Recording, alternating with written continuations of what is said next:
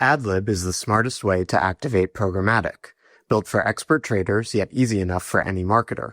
Launch across all top DSPs without contracts, overhead, or busy work. Schedule a free trial today and start maximizing ROAS with Adlib. Check out Adlib at getadlib.com. Welcome to Open Market, a podcast about building companies in the advertising industry. I'm Joe Zappa, and I'm joined by Eric Franchi, wearing his fancy glasses yet again. AKA my readers. Thank you, Joe. Eric, you put them on just for the podcast. Is it because you have to read your copious notes? Yeah, and I think I look pretty good in them, too. Yeah, no, very, very erudite. I mean, you have your lifter bro persona and you have your VC persona, and it does make sense that for the podcast, we're embracing the latter.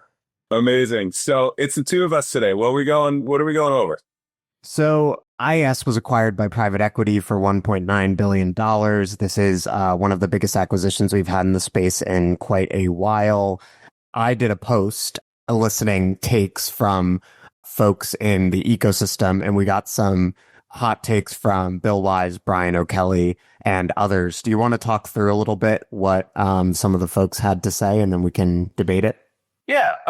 So I think it was a really good post, by the way, in just like sparking conversation. And, you know, what I saw was there was basically like two angles here. So the first was Bill's take in that this is set up to be a like purely interesting exercise in financial engineering, right? So they're acquired for 8x the next 12 months EBITDA. Private equity can typically put up 7x leverage, you know, fund it by debt, like grow the business, take some cost out, yada, yada, yada. And this could be like a, great trade in 5 years, just purely private equity playbook, which I think makes a lot of sense. And then there's another view, which is, what do you do outside of this from a financial engineering perspective? You had, some thoughts around what they might do to build reputation, shift perception. Ryan O'Kelly talked about like what they might do with the assets, either spin out or double down on Publica, which is a video ad server, maybe acquire a custom algorithm company to compete head to head with DV on price. I thought it was just a very interesting conversation here. And it's a rare moment to kind of like say, hey, if you acquired an asset like this, which to your point might not have the top reputation in its space, but they actually have like an amazing list of customers, partners across both the open web and walled gardens, like all of the bones of the house, I think you can do something with. Like, what would you do here? So it was an interesting thing, and maybe we kind of dive into it real time with what we do in the pod. Yeah, I think you need to view the IAS acquisition through the big trends in the space, right? Which to me are CTV, AI, and performance.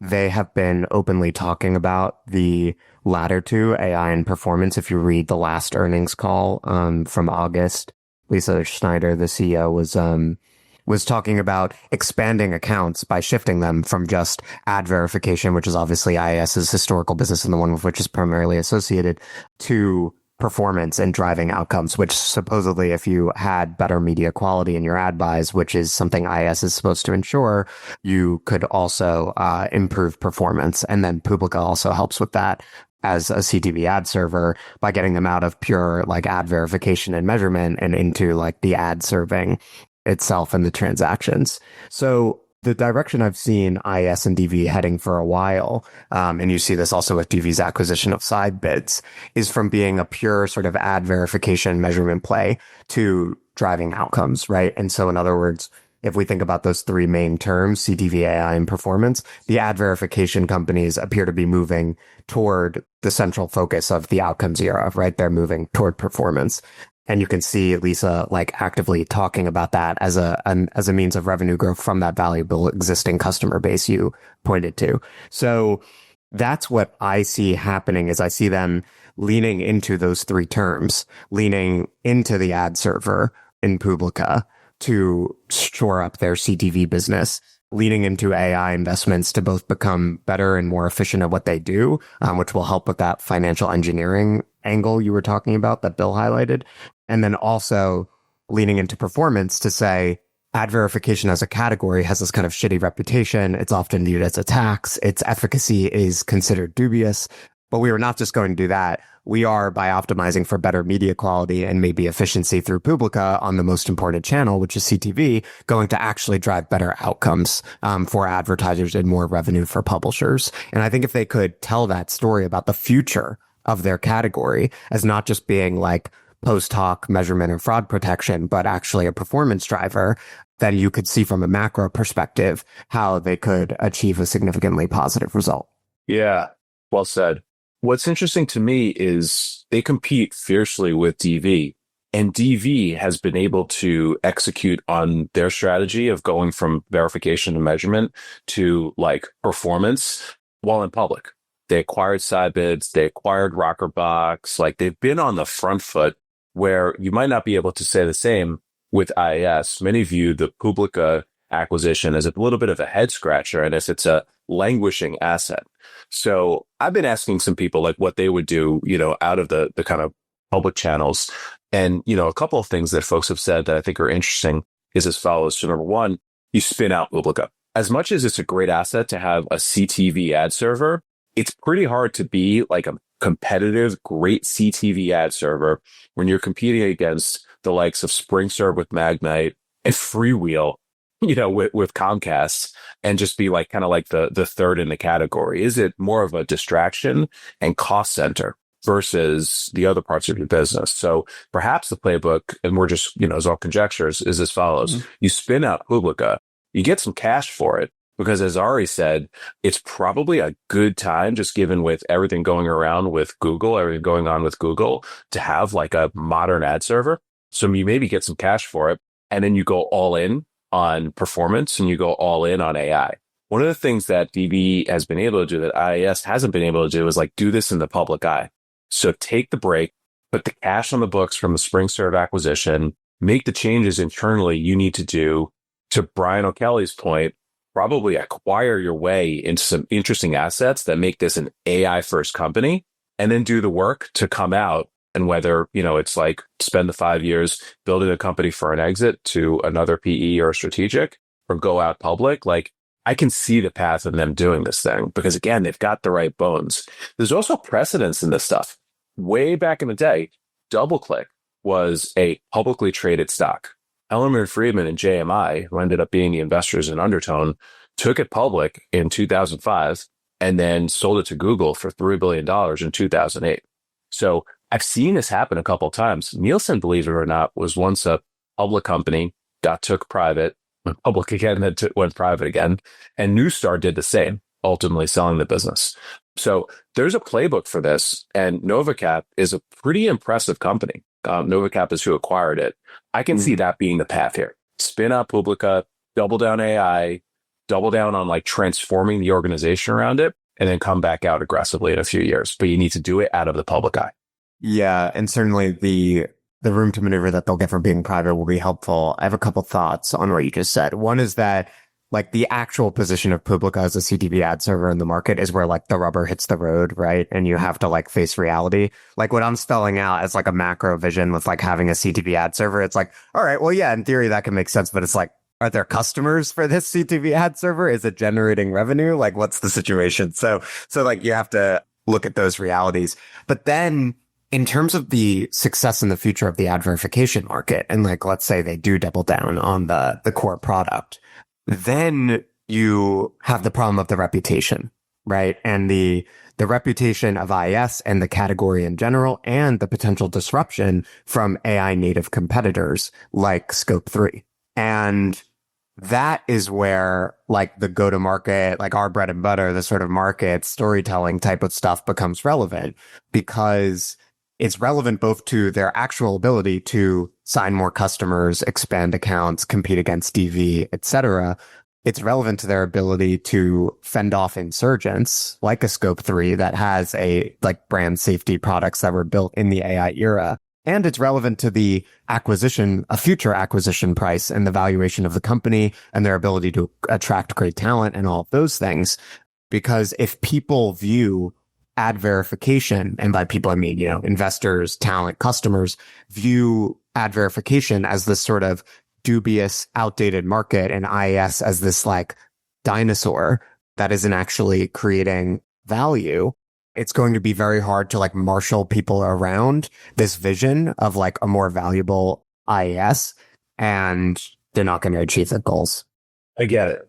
I can see them having a time of cool off, no longer in the public eye, no longer having the scrutiny, making a big acquisition or two, like NovaCap. They acquired Cadent. They then use that as the anchor to acquire AdTheorent. So these are like company builders, not, kind of PE value extractors. Change the name. I don't know. You could do whatever you want, right? Like, I think that this could end up being an interesting story at the end of the day, or not. Nothing's guaranteed, but I'm pretty fascinated with where this thing can go. Yeah, I mean, it's interesting that at the end of Bill Wise's comment on my post, which primarily centered on financial engineering, he says, overall, this is a decent buy, but will take a lot of work as IAS just doesn't have the it factor in market. And so he's essentially talking about reputation, right? Like IAS, they're not known as an innovator. They are known as an extractor of value. They are people like question the fundamental value proposition of what they do.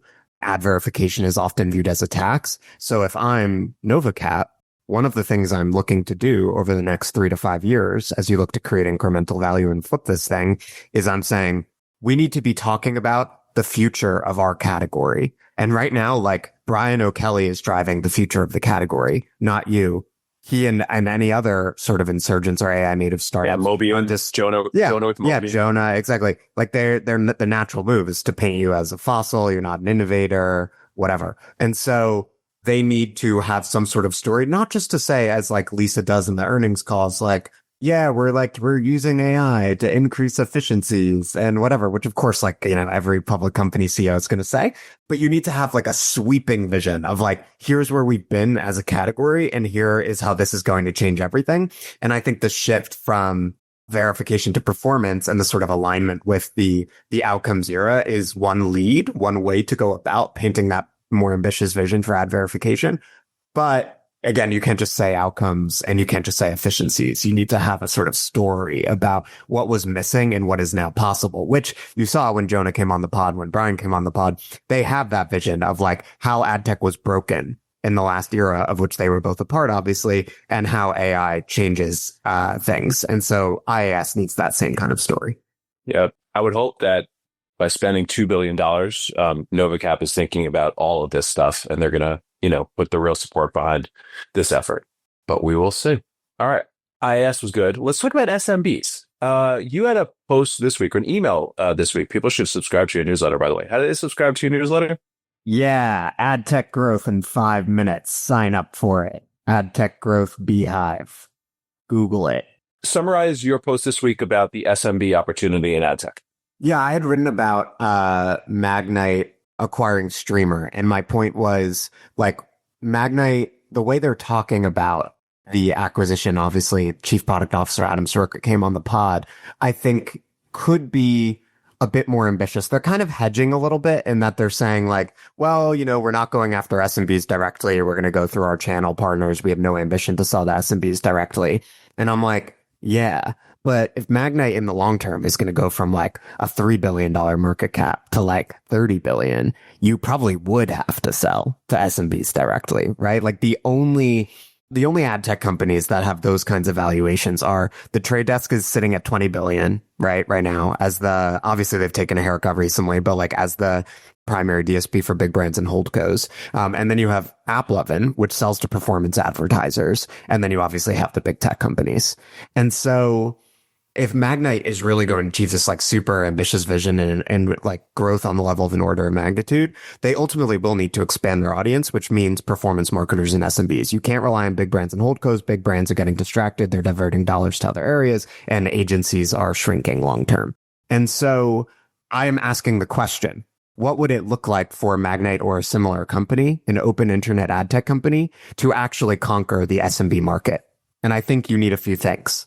You need better distribution, which is actually something that a banker in our space, whom I will not name, it was not Terry, pointed out to me after my post on this. He said, you're saying that to do this, Magnite would need owned and operated inventory, which I think you're going to talk about, Eric, like direct reach to consumers, creative automation to make advertising easy for SMBs and performance marketers, which Google and Meta do, and which Magnite is trying to do via Streamer. And then you need performance tech, right? You need a TV scientific type play that's going to allow you to measure and optimize, because performance marketers and SMBs just care about performance results. They want to buy on CPA. They want to see dollar in, dollar out. And DSPs and SSPs today that generally trade on reach and frequency aren't not necessarily set up to do that. In addition to owned and operated inventory, creative automation, performance tech, you also need better distribution. Like this guy, the banker, said to me, how is a Shopify merchant who does 10 or $100 million in revenue even supposed to find out about Magnite's CTV product, right? Like they know Google, they know Meta, they're coming to know Amazon as a destination for advertising performance marketing. How are they going to find out about Magnite? And so I was saying, like, if Magnite wants to have any hope of taking on that challenge, it's like a moonshot. Right? Like, it's like, we're going after SMBs. You need to hire people who understand that market and how to make that transition. Like a traditional B2B marketer probably isn't going to do it. You probably need to partner with influencers. You need to sponsor podcasts. You need to like hire people who are really good at social content, who are going to reach these like e-com brand owners and marketers on TikTok and other platforms. So there's just like a very bold distribution play that is required to achieve that vision, in addition to probably making some acquisitions like a Vibe or a TV Scientific. You had a response to this. Tell the people your response. Let me ask you a question, Joe. How many SMBs are there in the US? I'm not falling for this again. You tell me. There's 36 million small businesses in the US. So like your banker friend said, and you should tell me who this is after the pod, by the way, it's a real distribution challenge for a B2B company. So I think your thoughts were great, but I think that Magnite and others, by the way, there's a demand side opportunity, same opportunity, TTV has that Magnite has, by really like selling the picks and shovels to those who are on the ground. Because it's just like, how are you going to reach the 36 million small businesses in the US when you're just, an unknown B2B entity? And that's not to, say anything poor about Magnite or Trade Desk. Obviously, they're awesome companies and they're giants in our space, but in the scheme of things, they're not giants. They're not household names. The companies that crush in SMB right now, there's two of them. It's Google and Meta. Mm-hmm. What do they have? They have like over 1 billion users. They have broad awareness. They have the O&O footprint and the ability to do closed loop measurement such that the dry cleaner in my small town or the deli in my small town can put $1 in. And then let's put aside the questions around grading their own homework, like find out that they can take $3 out and do it $50 at a time or $60 at a time or what have you with a self-serve interface. It's just like such a daunting task for a B2B company to just go after that. Which is why I think the Magnite approach of arming the armies, right? Like working with all of the companies that have feet on the street is the right path for them. And they can empower them and hopefully grow their business aggressively by building out the tools to arm those companies. So before I get into what I think the opportunity is, what's your reaction to that? Yeah, I mean, I think the Google and Meta have three things. They have performances and scale, right? They make ads perform and you can buy ads on that basis. Again, dollar in, dollar out. They make it really easy, creative automation, campaign optimization, yada, yada. And then obviously they have massive consumer scale. So it's extremely hard to imagine an open internet ad tech platform competing with that and being able to exploit the same opportunity. But my kind of point is like, yes, start with what Magnite is doing, but you got to kind of make your way down the ladder and expand your TAM, because if you're just dealing with big brands and holdcos, like ultimately, like the ceiling on growth is relatively low. So I think like ultimately they will need to go after that opportunity. It's just like, how do you do it? And like the answer I think is to do what TV Sci has done. And like you don't start with like the mom and pop shop or the 5-shop yogurt chain. You start with performance marketers who actually are fairly sophisticated, like again, the $100 million Shopify merchant. But then you need like inroads there and you need performance tech. And that's where like if Magnite were really like going to make a big bet on this opportunity, they would go beyond like an early stage startup like Streamer, right? They would acquire like a TV Scientific or maybe a Vibe. Yeah, sure. I mean, obviously, as an investor in TV Scientific, at the right price, I'd be very supportive of the strategy.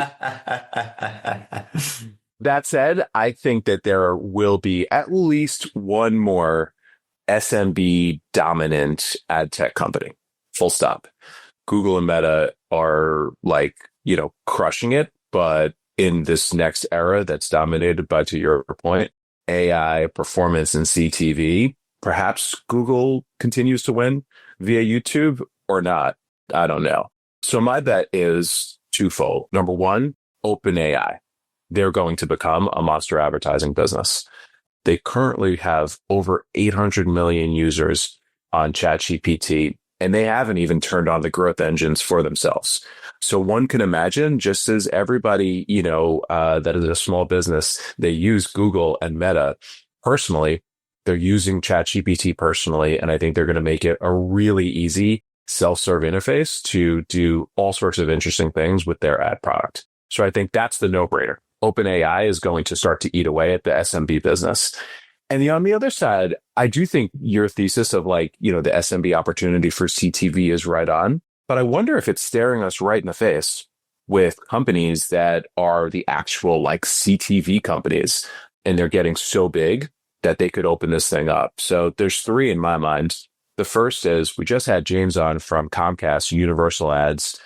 They're not selling directly to consumers or selling directly to SMBs rather, I'm sorry, but they could use some of their resources to push really, really aggressively into this. And between their O&O and their extended network, they've got the reach to do really, really interesting things, tying buying to performance. That's idea number one. Idea number two is Netflix at some point goes downstream. Netflix is the juggernaut. Netflix is building, their own ad tech pretty aggressively. Do they start to really nail the performance thing? And they just start bringing on SMBs. And again, it can target them for free and market to them for free because they know everything about them and everybody's a Netflix customer, right? And then number three is Roku. Roku's already doing this. Roku is promoting their ads manager when you're just watching either the Roku channels or across their partner network, and they've got the reach and measurement capabilities to do so. So I think it's OpenAI, and I think somebody with a direct consumer relationship does this in CTV, whether they acquire their way into it, i.e. buying a Vibe or a TV Scientific, I think that could be a path, or they get acquired into it with perhaps Roku being acquired by some business that wants to own the SMB market in CTV. Yeah, I think this is shrewd. I think Amazon is obviously already on the path to doing this, and they obviously have all the merchants, so they have the cleanest path. And I think Netflix would be the next one. They would have to solve the advertising tech problems, which I think they're in the process of doing, but you would bet on them to figure it out ultimately. Universal Ads is interesting. I think with Universal Ads and Roku, obviously Universal Ads is part of Comcast, so they are in a slightly better position. It's kind of both of them, I think, would still have a little bit of a distribution challenge. And then they would also have a performance tech challenge, right? So I know that the TV side folks, for example, would argue that their whole thing is that they've solved the performance measurement and optimization problem. And their contention would be that other players in the what's called the performance TV space might have the access to inventory and the creative tools, but not necessarily that tech. Obviously, James might disagree.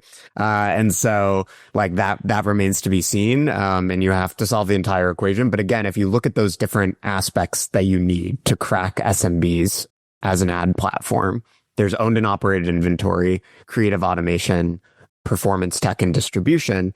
You can look at each of these players, Amazon, Netflix, Universal Ads, and they have most of those things, right? And I think maybe the most interesting one for ad tech platforms is the owned and operated inventory question, because this is what big tech has, it's what AppLovin has, it's what Netflix has, and this is where I think ad tech platforms really struggle, is ultimately they are just intermediaries. But then it's interesting to your point about Roku, and obviously TTD was rumored to be interested in buying Roku. Honestly, there are a couple ad tech platforms, TTD being one, that have the juice to acquire meaningful owned and operated inventory. And that's where you wonder, does that happen, or should that have happened when TTD had 2 to 3x the market cap of Roku, which it no longer has?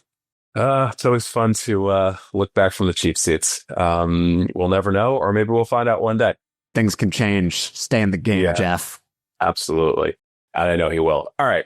Here's a little vibe shift or vibe validation that just I've been like detecting over the course of the past few weeks. Like we started out the year like being super enthusiastic on this pod and just like everywhere about AI. And the way we were talking about it was a little bit of a, kind of like, this is the next wave. This is a future facing thing. And it occurred to me this week how maybe even we were not even bullish enough. Maybe even we like didn't anticipate how quickly this thing would come. So just a couple of like notes I jotted down over, just things that I've been seeing in conversations that I've been having. So first is the rise of the GEO companies. So these are companies like Evertune and Gumshoe and Profound. Basically, it's generative engine optimization, the LLM version of SEO. I don't know if you've been paying attention, Joe, but every single geo company has raised $10 to $20 million over the course of the past few weeks. It is nuts. Well, so tell me more about this category because I'm of course vaguely aware of it as a marketer, right? I mean, SEO is a huge part of content marketing now. It's GEO, but what are they like? Because obviously there are SEO agencies and there are like SEO tools. So you mean these are the next? This is like SEMrush but for generative engine optimization. Yeah. There's at least 10 or 12 of them. And it's exactly that. The same way that SEO companies pitched that they could help your brand show up correctly in natural search. These companies are, basically giving brands, basically everybody, media companies, the tools to make sure that they're architecting their site and their content to make sure they're showing up when a user asks a question on an LLM. I mean, SEMrush is the market cap of SEMrush is 1.1 billion, right? So you would assume that there will be a similar sort of opportunity for GEO and that fast movers will have an advantage. So that makes sense that people are making a bet on it. It seems like the kind of thing that's inevitable. It's just a question of like, will existing players like a SEMrush or a HubSpot do it? Will like AI native startups do it, et cetera? But observation one, all of these companies have raised Series A's like very, very quickly.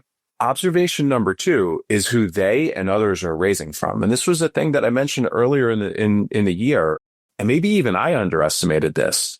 Every Silicon Valley firm like A16Z, Founders Fund, Sequoia, they're back investing in ad tech after like a really, really long winter.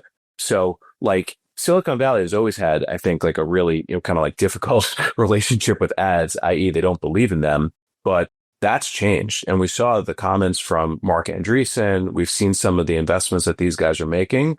Like even Silicon Valley is realizing the scale of the opportunity and they just can't be on the sidelines. So I think that's like pretty awesome.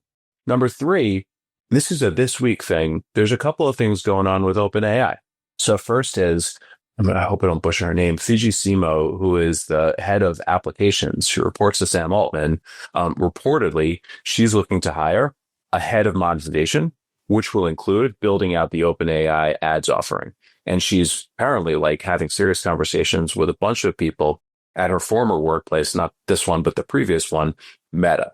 And we know it's the type of tools that Meta has built, and it's the self-serve ones that we were talking about. And then number two, Adweek wrote this just this week.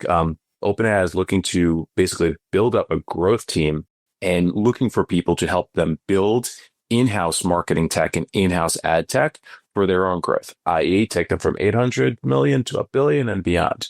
That's the hallmark of a company that believes in advertising, that believes in marketing. And it reminds me of Uber.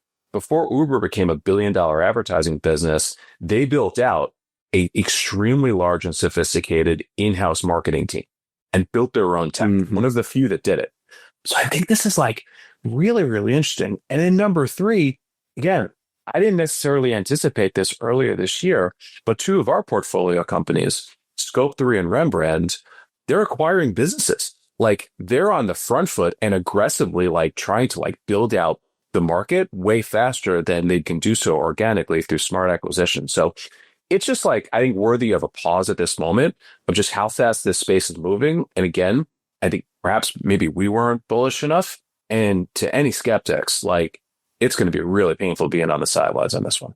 Yeah, I saw a great tweet where someone showed the growth of the Nasdaq, I think around the time of the dot-com bubble and now, and they were showing that it's like similar, right? And then it crashed, and someone like quote tweeted it, and they were like, "You're showing the similarity as if it's bad." Right? As if like AI is a bubble and then like nothing's going to come out of it. But what came out of the dot-com bubble? Like the internet was the future of everything. Like there was some bullshit and there was like a necessary like thinning of the herd that had to occur. And in the early days, it is hard to tell what's real and what's not. And obviously some misallocations of capital will occur and whatever. But in the long run, and not even really in the long run, like within 5 years of, the dot-com bubble, it was clear that the core enthusiasm was completely correct, right? And that the internet ultimately became the infrastructure for all of business. And so like AI will follow a similar trajectory where like, yeah, there might be some bubble components of it and some misplaced bets. That's inevitable.